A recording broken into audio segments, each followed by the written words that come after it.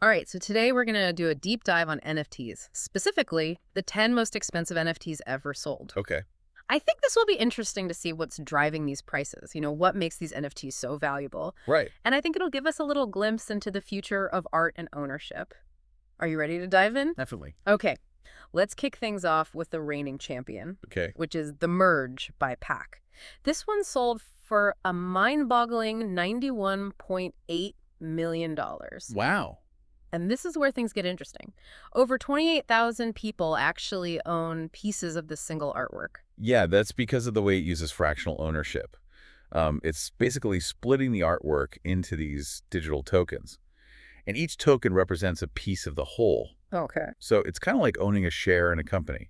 But instead of a company, you own a piece of a digital masterpiece. So imagine owning a tiny little slice of the Mona Lisa. It's kind of what's happening here. It really changes the idea of art ownership. It really does. It makes you think about, like, the future of art appreciation and investment. Mm. Will we see more of these collaborative ownership models? Will this democratize the art market, or will it just make it even more complex? Yeah, I think the merge is a really fascinating case study. absolutely. So next up, we have a name you might recognize, Beeple. His Everydays, the first 5,000 days, sold for a cool $69.3 million. Now, this one is a single piece, Yeah. but I think the story behind it is where the real value lies. Right, it's incredible. Beeple, whose real name is Mike Winkleman, he created a new piece of art every single day for 13 years. That's over 5,000 days.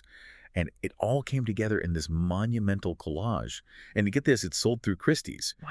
a major auction house. It's like the art world suddenly woke up and was like, wait a minute, this guy has been creating in the digital space for over a decade. Right. And they just decided to recognize and value it. Exactly. It really redefined what digital art could be. I think you can really see how this sale sent ripples through the entire art world.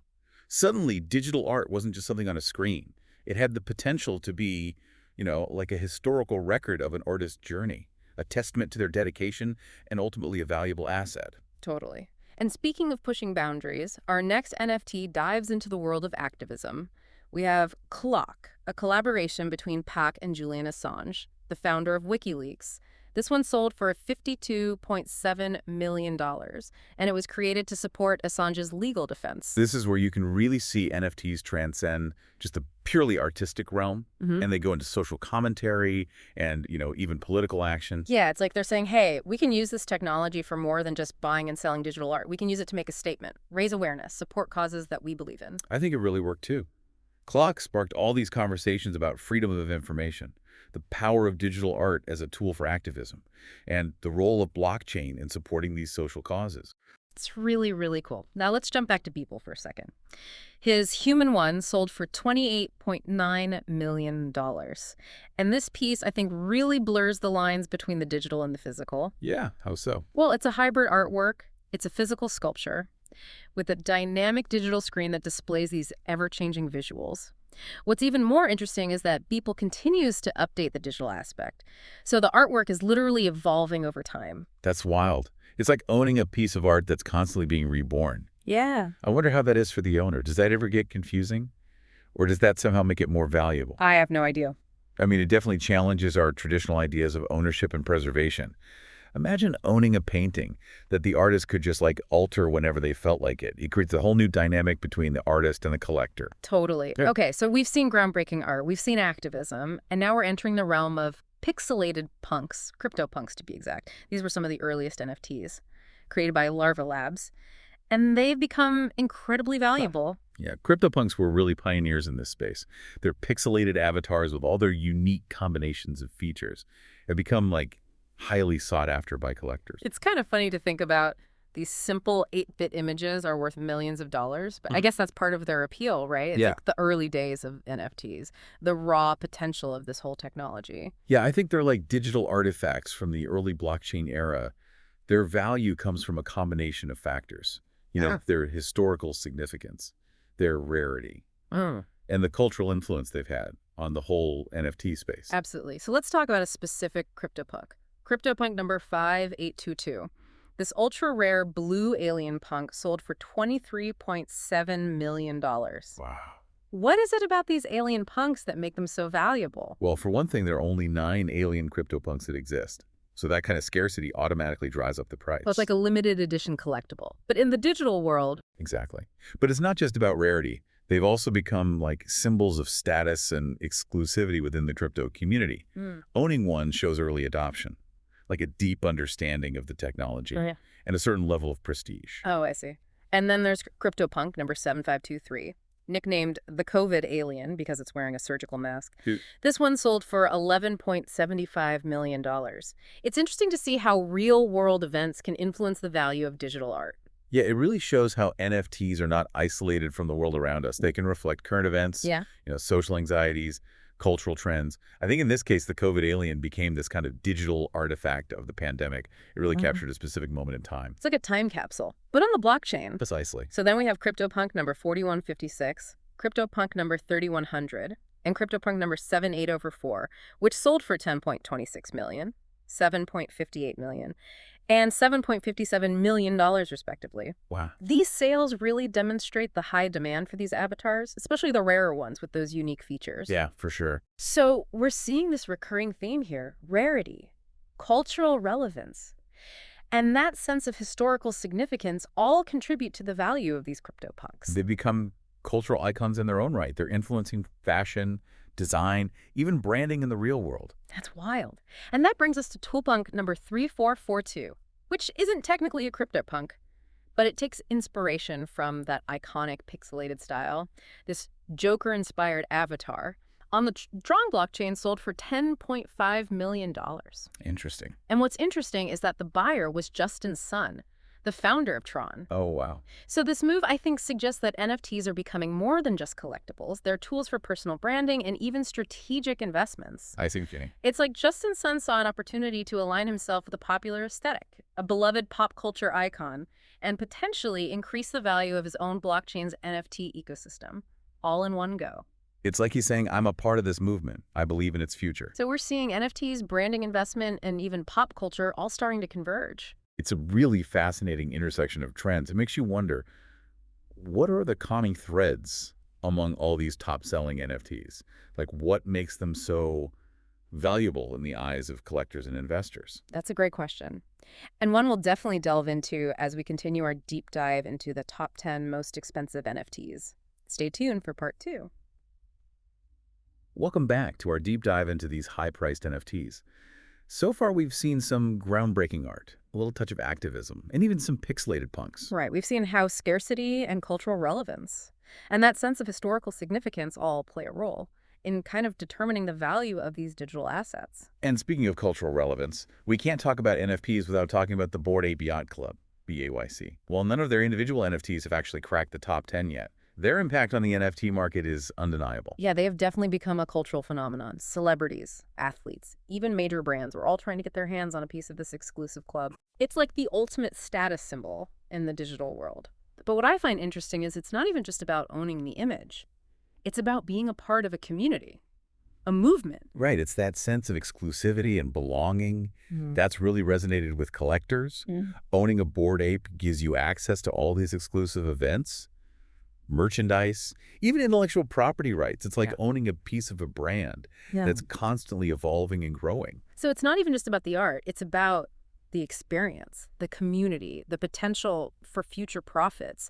It's a whole new way of thinking about art ownership. Totally. And I think that's a big takeaway from looking at all these top-selling NFTs. They represent a paradigm shift in how we think about art, ownership, community in this digital age. It's like we're watching a new cultural movement happen right before our eyes. It's pretty exciting. Honestly, a little bit intimidating, too. Yeah, it feels like the possibilities are kind of endless, but there are also risks and challenges to navigate.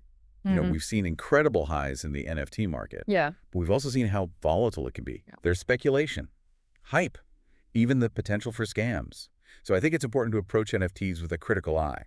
So how can our listener avoid getting caught up in all the hype? Well, I think the key is to do your research. Understand the technology.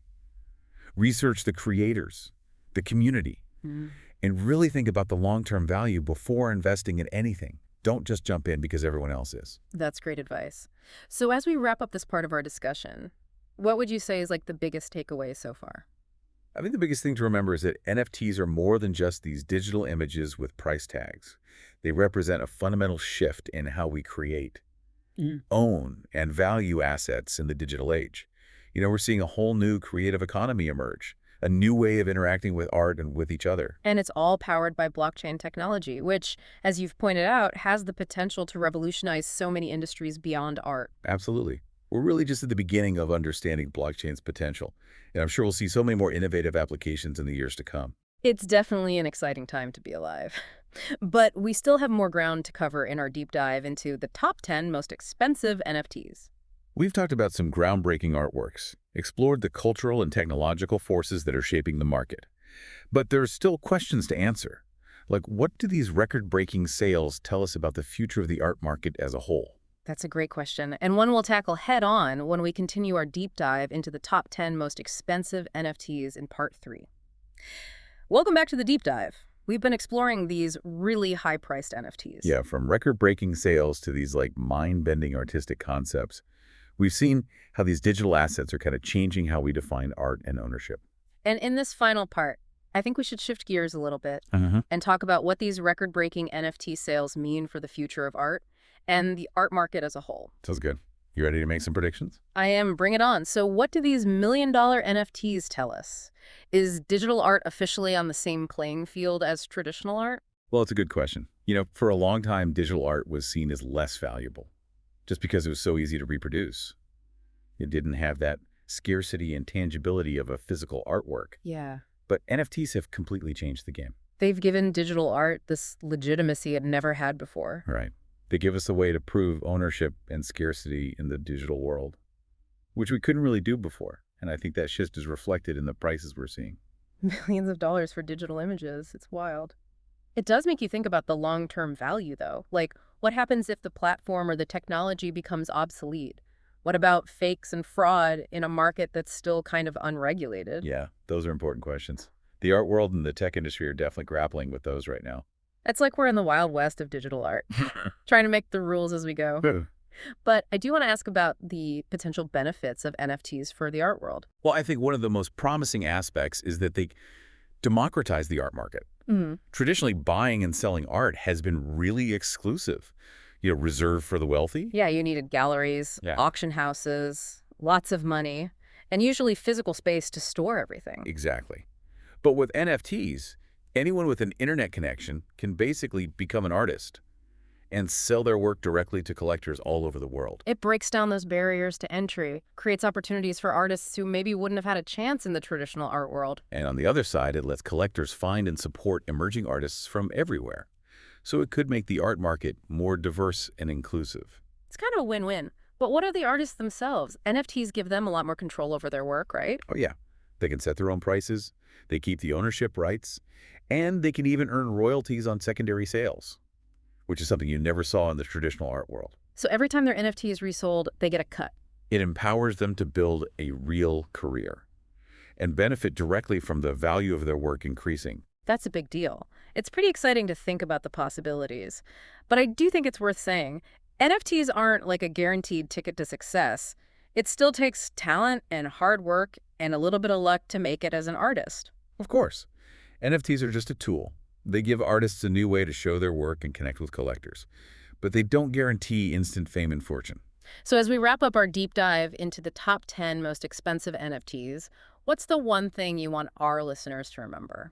I think it's important to remember that NFTs represent this huge change in how we create and own and value things in the digital age.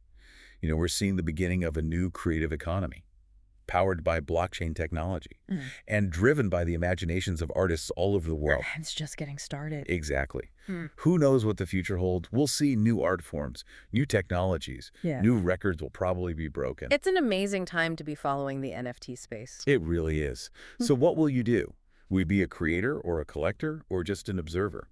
The choice is yours. But one thing is for sure, the world of NFTs is here to stay. And it's going to be an incredible journey. Thanks for joining us on the deep dive. We'll see you next time.